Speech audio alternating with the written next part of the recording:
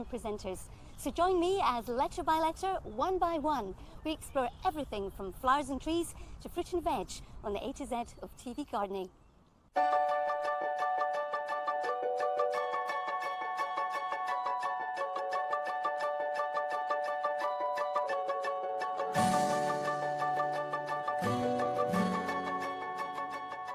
Everything we're looking at today begins with the letter G. Here's what's coming up. Garlic tasting. Joe Swift is put to the test.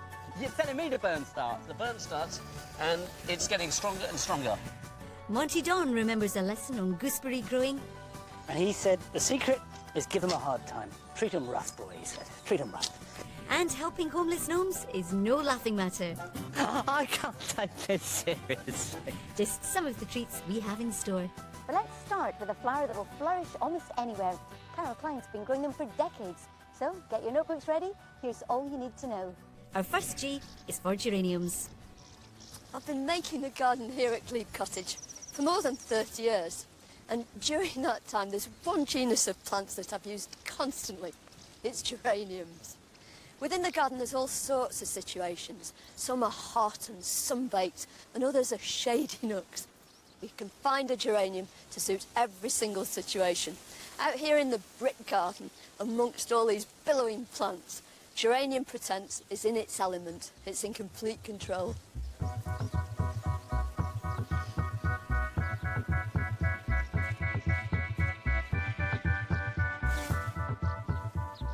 Well, Pratense means of meadows, and that's exactly the sort of place that this geranium loves to grow. I suppose our beds and borders are really akin to an open meadow with lots of plants mingling together. And this one can fend for itself. It's always a big, vigorous sort of plant. But within that vigour, there's such beautiful detail. These lovely flowers, often with striations, little lines. And on the back of it, this beautiful star where the calyx is expanded and now holds the petals. And what wonderful mixtures it makes. I don't know how it does it, because invariably it seems to seed itself in exactly the right place. And you get these associations you could never ever have dreamed of making yourself. I love it with this brown bupleurum. And the colour is taken up within the geranium head and then reflected again in this bronze fennel. So you get this marriage of some texture and colour and detail. I couldn't have done it nearly as well. Sometimes, though, I want to decide where my Geranium Pratense are going, and the best way to do that is by growing it from seed. Seeds produced from summer right through to the autumn. Last year I collected and stored some. Now I'm sorting the seed from the chaff and then sowing it thinly on gritty compost, covering it with grit and pressing it down firmly. Then, after giving it a thorough watering, popping the pot in a shady place. And shade is exactly where Geranium nodosum wants to be. It's a prolific self-seeder, but this time it puts itself about anywhere where there's shade. Underneath the trees and between shrubs, that's where it's happiest. And unlike most geraniums, it's evergreen. So during the winter, you've still got this glorious ground cover, and you get the benefit of rich autumn colour too.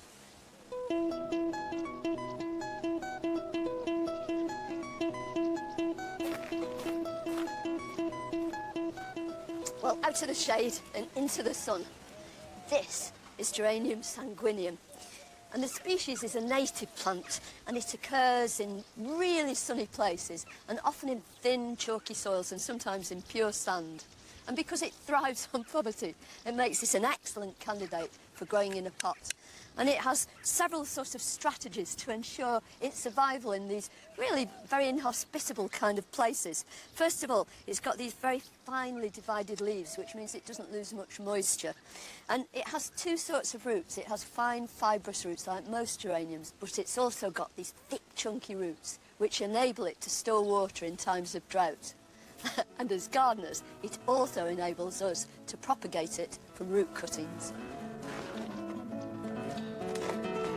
Whether your plant is in the ground or in a pot, first expose some chunky roots. Break off several lengths. You can feel the nodules where shoots will develop all along the roots. Slice them into pieces a few centimetres long, and crucially, Lay them horizontally on the surface of gritty compost, so they're in intimate contact with it. Weight them down with grit. Root cuttings will work for all forms of Geranium sanguineum.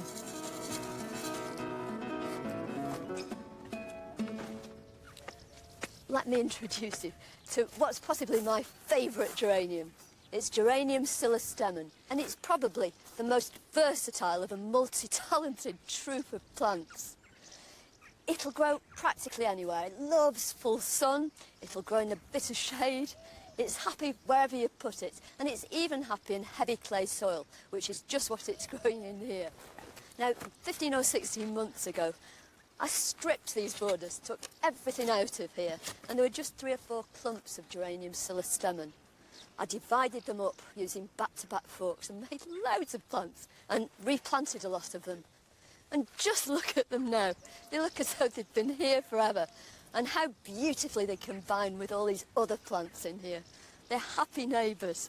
And when you look at the plant itself, with these dramatic palmate leaves, lovely red stems, and these gorgeous flowers, sizzling magenta and set off with these very dramatic black eyes, the whole thing is irresistible. And whether it's Geranium silestemon or any of the other members of this marvellous family, it's a real privilege to grow them. What an amazing garden. Now let's look at something that's not quite so beautiful, but that's usually the key element of most people's gardens. We're talking G for grass. And we've got Joe Swift and Toby Buckland next, with advice on getting your green grass of home as pitch perfect as a sports venue.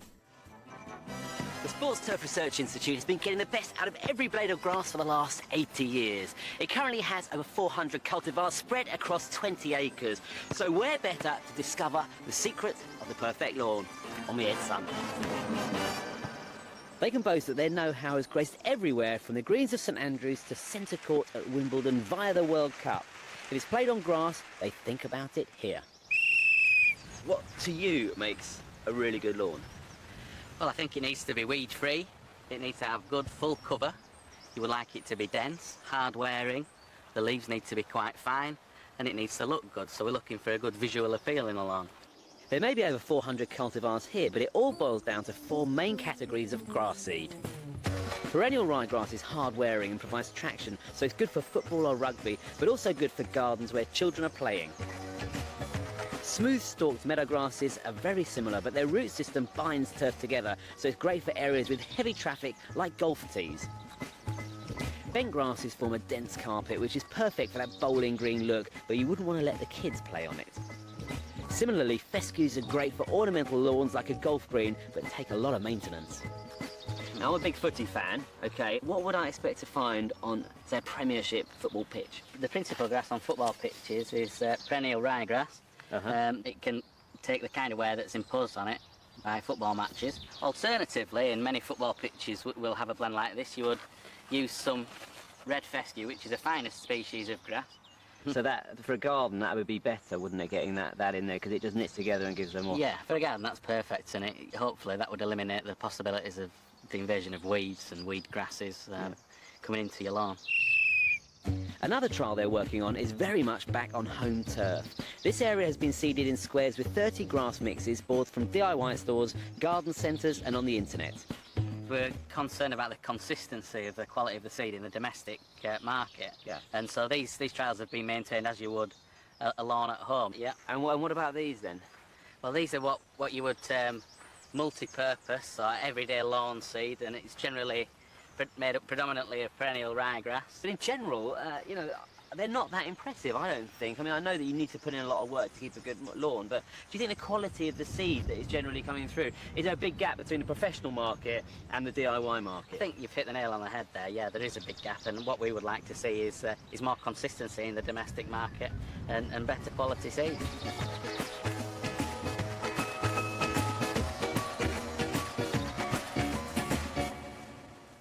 Now tell me, have you matched the specific grass types in your lawn to the soil in your garden? And do you treat the sward like the hallowed turf at Wimbledon? I thought not. And that's probably why it looks like this. Yes, all the usual suspects are here. Leaves left on the grass too long so worm casts come to the surface. There's bare patches and there's moss and clover out competing the grass. But if you cultivate your lawn, this is what all lawn lovers know, you can get your grass to be good and thick and strong. Now's the time to do it.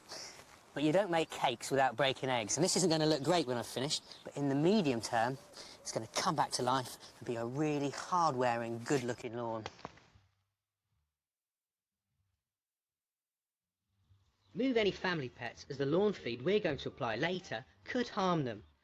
Keep them off the grass until the feed has disappeared into the soil. Make sure the blade on your mower is sharp. You wouldn't shave with a blunt razor, would you?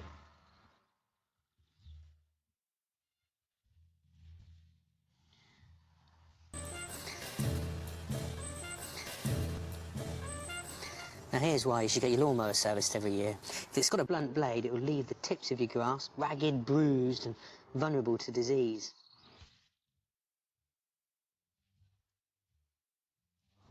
Next, scarify.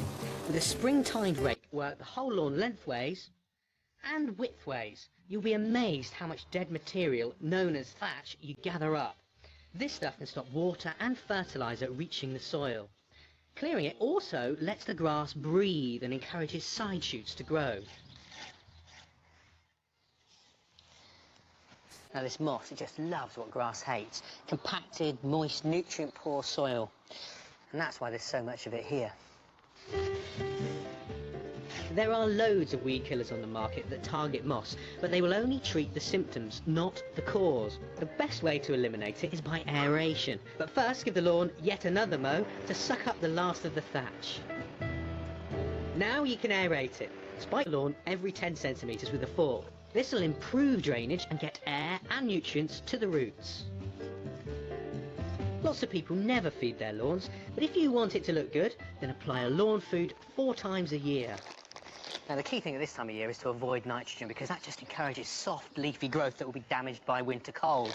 Instead, you major on phosphate and potassium, 2 nutrients that encourage robust growth and healthy roots. If you're serious about looking after your grass, then it's worth investing in a drop spreader.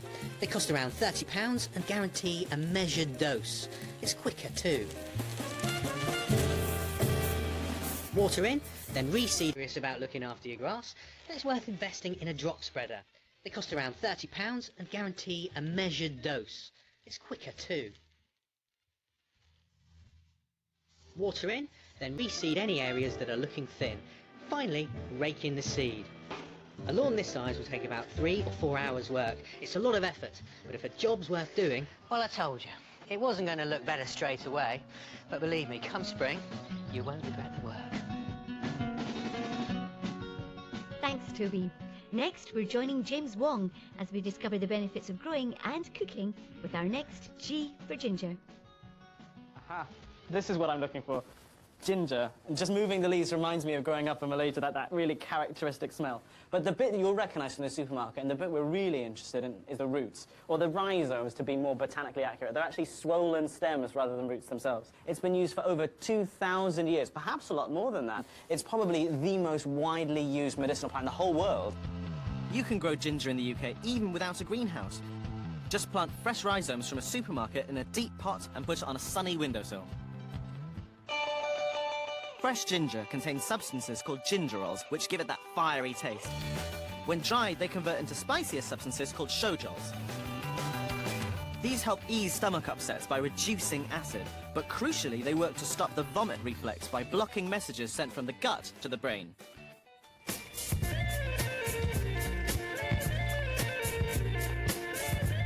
My anti-nausea remedy is one of my favourite medicinal sweets. Crystallized ginger. It tastes great and it might just help. You could, in theory, just gnaw on a piece of fresh root and it would work just as well. But the flavour's pretty intense and it's not really convenient. It's not the kind of thing you could pop in your handbag and take on a ferry journey. But crystallized ginger works just as well. And it's a sweet. You can use it on ice cream, you can put it in cookies, whatever you want to do. I need 350 grams. Just about it. Now you've got your ginger peeled and weighed out. Slice them up, a bit like you're making chips, really.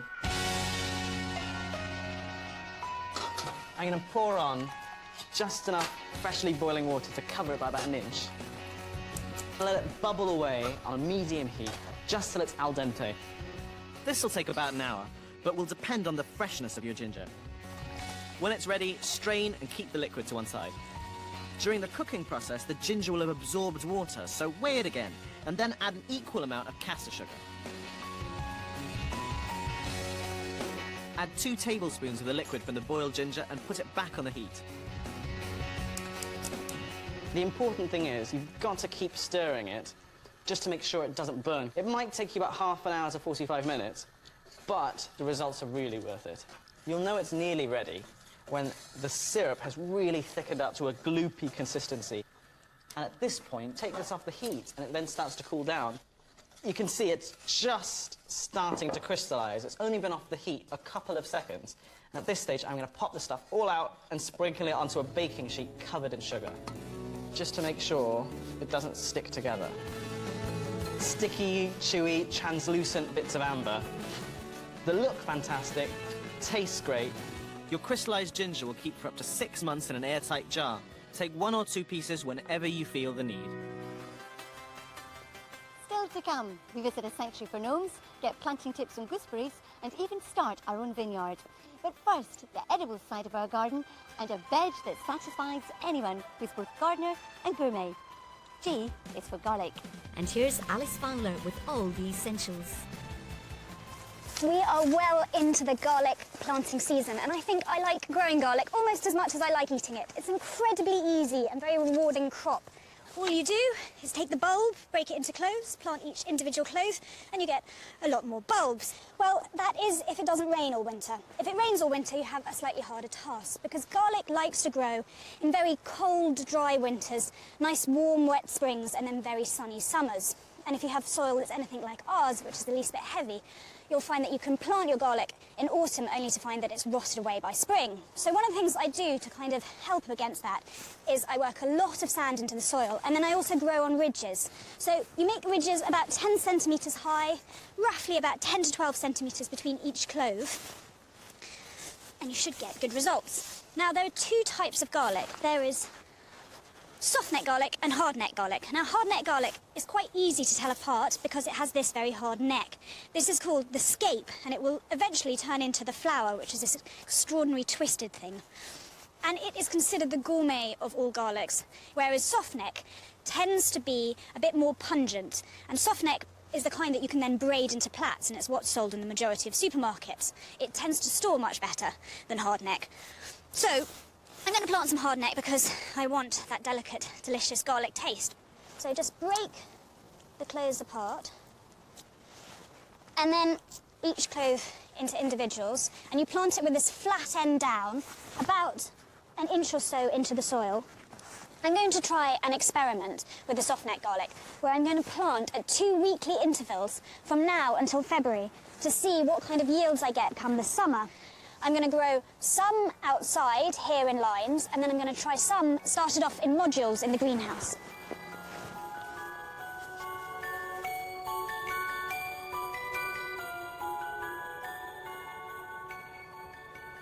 Starting off your garlic in plugs is even easier than outside. All you need to do is use some good compost, fill up some decent big plugs, and start popping your garlic in. And then all you need to be aware of is that garlic needs roughly 30 days between 0 and 10 degrees. It's really important that it gets this cool period, because this is when the bulb initiation happens and it starts forming into cloves. I'm going to start them off in here, which is a cool greenhouse, and the minute that they're up, I'm going to take them outside, keep them somewhere where they're out of the worst of the rain, and then when spring comes along, say the beginning of March, I'll plant them out.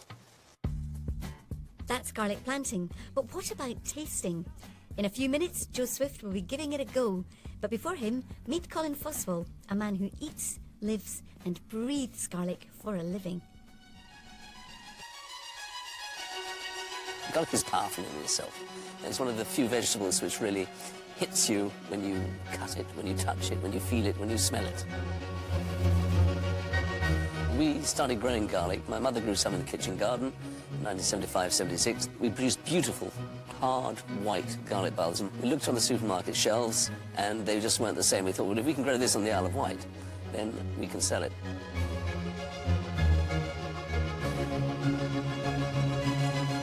Every year we grow about 12 different garlic types. We grow our hard necks. This is actually elephant garlic that we're sitting amongst at the moment. This is the hard neck.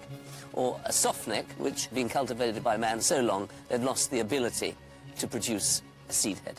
And they tend to be bigger, fatter, and are more commercial. But gardeners definitely become passionate about growing hard necks. This garlic is Iberian white, grown all around the Mediterranean. And here's a nice one here, and I'm going to... There we are. Look at that. Beautiful. Any gardener could grow this. Now, the real test for garlic is this. I'm going to cut through there, and what do we see? About 8, 9, 10 really big fat cloves. All the ways that you might cook garlic in Mediterranean cooking, this garlic is superb for it. All the different garlics that we see around the world originate from the Garlic Crescent, which stretches from eastern Turkey through to Kazakhstan. Garlic was probably one of the first plants to be cultivated by man. As soon as man moved away from the area where the garlic grew, he still wanted that small little bulb, which kept him healthy and gave great flavour to his food. And he found that if he stuck it in the ground, it grew. And I think that's where man learned to cultivate, to grow.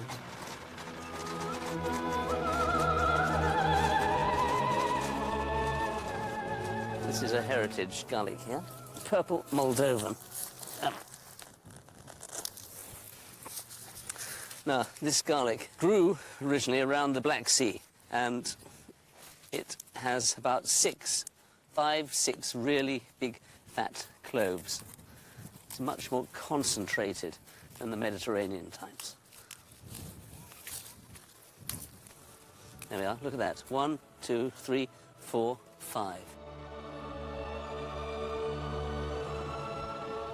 You can grow garlic in pots quite easily. Basically, break a bulb into cloves, plant the cloves with about 1 inch of soil on top, root down.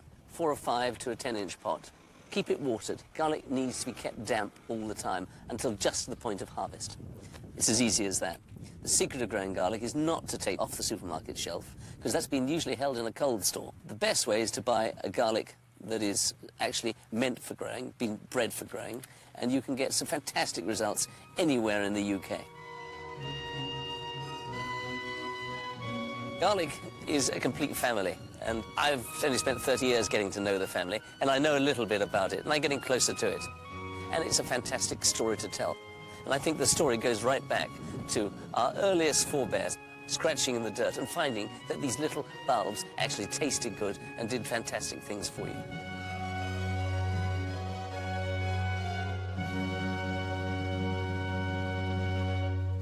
You really are Mr. Garlic, Colin. They all look very different, but they really taste that different. Isn't garlic just garlic? Not really, no. Let's try this. This is our Solent White. Okay. It's from the Auvergne. It originated in the Auvergne in central France. Look at it, see? Big cloves all around the out centre and long, elegant ones in the centre. And the taste, would you like to taste them? Yeah, I'm not eating all of that, that's for sure. Here we go. Okay, put me through this one. Okay, what you're feeling is it's got sweet and spring-like. You see, it hasn't dried yet, but the like a spring onion starts off. Absolutely, but the strength is starting to come up, down the nose, through all the spaces. Yeah, yeah. And you can feel it, and it's got an elegant bouquet. Purple Moldovan, 5 fat cloves around a central stem. And this makes the best garlic bread you'll ever taste. So, let's take this one, there, cut it in half. Yeah, I was going to say. There we go. Okay, I should be able to taste the difference. Here we go. Together. It's quite sweet to start with. Quite sweet, yeah. It's quite light and sweet. Sugary, yeah. Yep. But then the burn starts. You're telling me the burn starts? The burn starts, and it's getting stronger and stronger. Yeah, that really, and it's just clearing. I can feel it go up on the palate and go across the sinuses like that. Oh my God, my eyes water. Mix with butter, a little bit of salt, with butter, put into garlic bread. Yeah. Just the aroma is just, it's a sensation. certainly is a sensation. That's what it is. Ooh. I'm not sure I fancy standing too close to those two after that. But there's barely time to draw breath now, because up next is a fruit that comes with the advice, treat them mean, keep them keen. This G is for gooseberries, and Monty Don is showing some tough love. And now is the perfect time to plant gooseberries, red currants, black currants, white currants. And I've got here some cordon gooseberries. I love gooseberries, but I know a lot of people feel you need a lot of space to grow them in. But if you grow them as cordons, you can grow them just in a foot-wide strip against a fence, and they're perfect. And a cordon is simply a bush that has been trained onto just one stem, and all the side shoots are cut off, and you keep it pruned so it can grow as high as it likes, but never gets any wider. So it's perfect for growing in a small space. And I'm going to put a line of gooseberries along the back here. And gooseberries are tough plants. You just chuck them in the ground. In fact, I remember one old boy years ago when I was complaining that I was having trouble with gooseberries, that they were getting mould and sawfly. And he said, the secret is give them a hard time. Treat them rough, boy, he said. Treat them rough. And it works, you know. So there's no extra manure in here. Just pop them in the ground. And if you've got a fire, particularly a wood fire, put the ashes on them in April, or a potash feed perhaps in spring, and that's all they need. And the spacing for cordons is about a foot apart. So really quite close together. And just dig it out. You'll notice I've got them in a bucket of water. Really important with all bare root plants, never to let them dry out, not even for half a minute. You can see that's a really good root system on this plant. It's only a small shoot coming off it, but powerful roots. And in the end, that's what you're buying. Good roots, and you'll always have a good plant.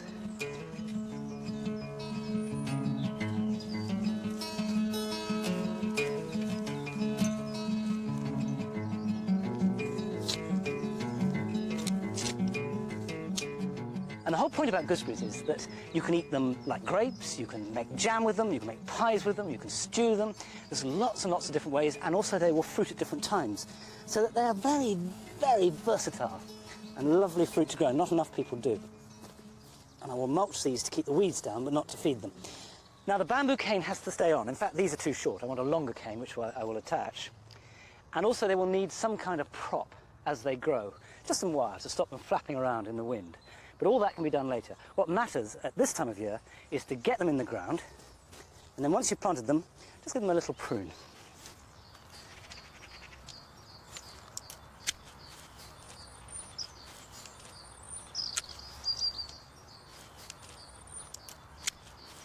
And the great thing about gooseberries is they're tough. Just remember that. If you can grow a bramble, you can grow a gooseberry.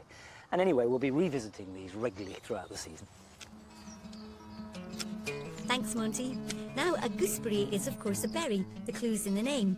And we're staying with the berry for this next topic, although you may not realise it is one. This letter G is for grape and grapevines. And we're joining our green-fingered friend, Toby Buckland, again, this time to learn how to start your very own private vineyard. When you go and buy grapes down at the supermarket, they invariably are seedless. Now you can buy seedless grapes to grow in your gardens. This one is called Lakemont. It's a variety from North America. And it's a seedless white grape with quite a floral flavour to it, lovely and sweet. But the sweetness comes down to where it's grown. And that's why I'm going to be planting them against this south-facing shed. The dark colour of this will help to trap the heat as well, which the grapes will just love. The more sun your grapes have while they're ripening, the more sugar develops inside the fruit. Now, when I was in France, I was taking around a vineyard, and the owner, he told me that when he planted, he chopped off nearly all the roots of his vines to encourage them to seek out moisture in the water table and root very deeply. And I was thinking, well, the water table in this country certainly isn't that high or that powerful. And all that would happen if you did any of these French wine growers' tricks is that you'd be back at the garden centre buying another vine within a week because you'd kill it. So a bit of care is necessary. Get the roots down into the soil. Just a centimetre or so deeper than the pot. Now here in the Midlands, there's a good chance we will get grapes. There's sort of a line up to which the grapes are almost guaranteed to do well outside if you can give them a sunny position. And that's between the Wash and Pembrokeshire. North of that, you're taking a chance, but you can always grow varieties like this indoors. In fact, Lakemont does very well under glass. Lovely little taste of the summer when these come out. Be delicious. Oh, one other thing. If you don't get much fruit on grapevines in your garden, You can always eat the leaves, as dolmades. They're wraps for rice and lamb. Classic Greek dish. What you do is pick the foliage, particularly round leaves like this that are still succulent, dip them into boiling water.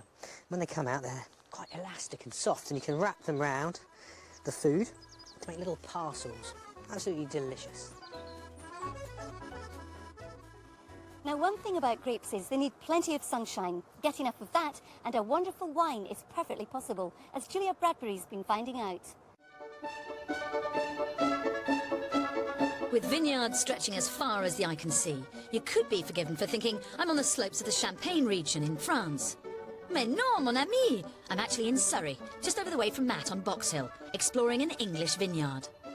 Now, there was a time when English wine struggled to make its mark with a less than sparkling reputation, but that is no longer the case.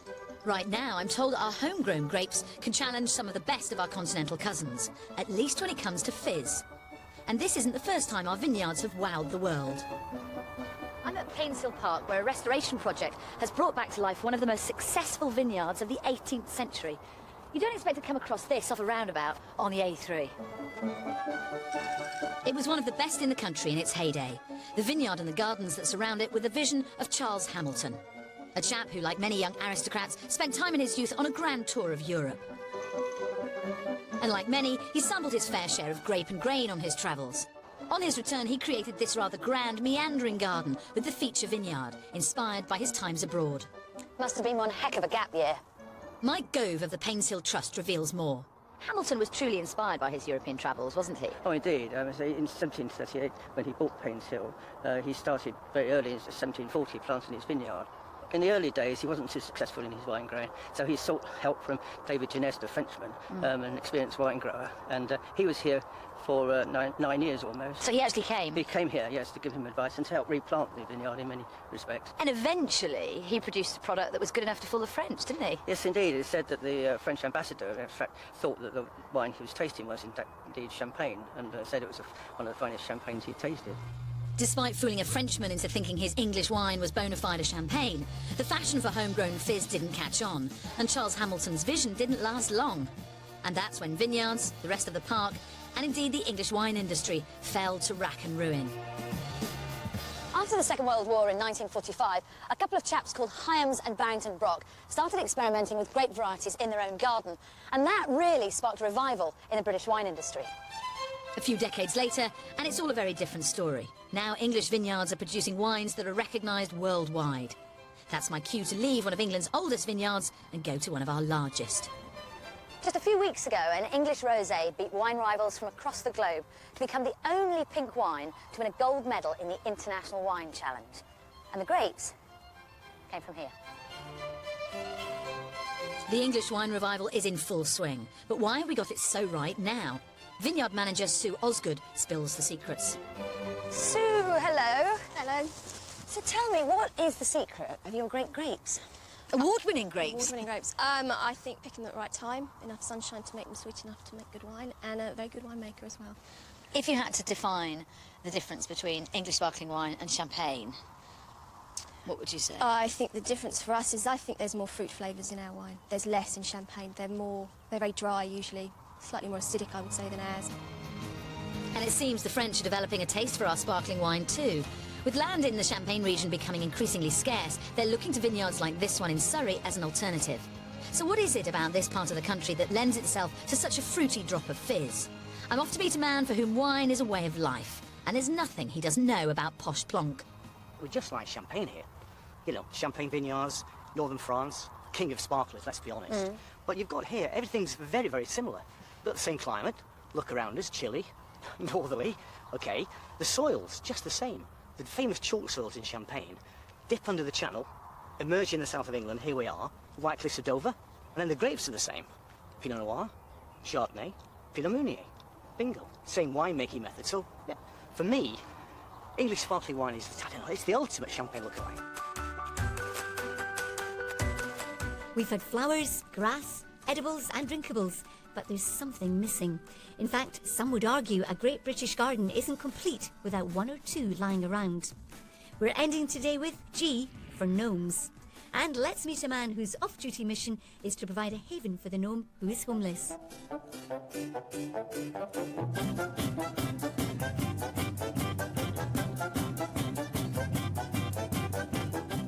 I'm Robert Chambers, Chairman of Essex Police Authority, and I have the only gnome sanctuary in the world. I can't take this seriously. A gnome sanctuary is a place for poor and distressed gnomes. It is here for people who, if for one reason or another they can't keep their gnomes, or their gnomes are in poor repair and need a good home, then they seem to send them here. The most important gnome is the welcoming gnome, so that when you actually open the gate and you walk up the drive, you have a nice gnome looking at you with a big smile on his face saying, "Hi Robert, nice to see you home. I hope you have a good evening." I don't believe that anybody feels the way I do about you. It's that sort of attitude that gnomes have. Well, of course, gnomes go back centuries, and they were there originally to keep off evil spirits and witches. And I hope now there aren't too many evil spirits or witches about, but, well done, Kate, well done, Kate. I'm getting cold sitting here now. No, I can't have a cup of coffee, because... Kate, my wife, is not really a gnome lover, but I think over the years she's grown to become very fond of them. When a new gnome arrives, then obviously I have to look to see where I'm going to put it, because it's very important that with the gnome sanctuary, that they all get on with one another. And occasionally you do find that they have a slight fight, they've knocked one another over overnight, and so perhaps you have to reposition them then so they're in with a gnome that's more friendly, although they do tend to live together quite well. Compose yourself, Chambers. Well, very often they are in a poor state of repair. They do need to be painted, they do need more of the tender loving care that is necessary to look after them. And obviously during the winter they go through harsh times just like we do, so they need to be constantly maintained to ensure that they are looked after well. My colleagues at work probably look at me and think, I wonder why he's got the position that he has, and has a gnome sanctuary as well. But life is quite short anyway. I'm a great believer in that you should have a serious side to life where you have to make difficult decisions, but you need to have a light-hearted side too. So I think they look at it on a light-hearted side and too polite to tell me, even if they think I'm completely off my head. Sitting in the garden in my little noddy suit with a sparrow on my fishing rod. I don't think I've got any grumpy gnomes. I think perhaps their expression changes from when they leave some of their owners and come here. Some of their owners that don't like gnomes throw them out or decide that they'll send them here. By the time they get here, they have a nice smiley face. They do tend to come in waves, and if there is anybody who's watching this programme who wants to send their gnome to a gnome sanctuary for whatever reason, moving house, or whether you be getting elderly and can't look after those gnomes, then of course I would be delighted to entertain them.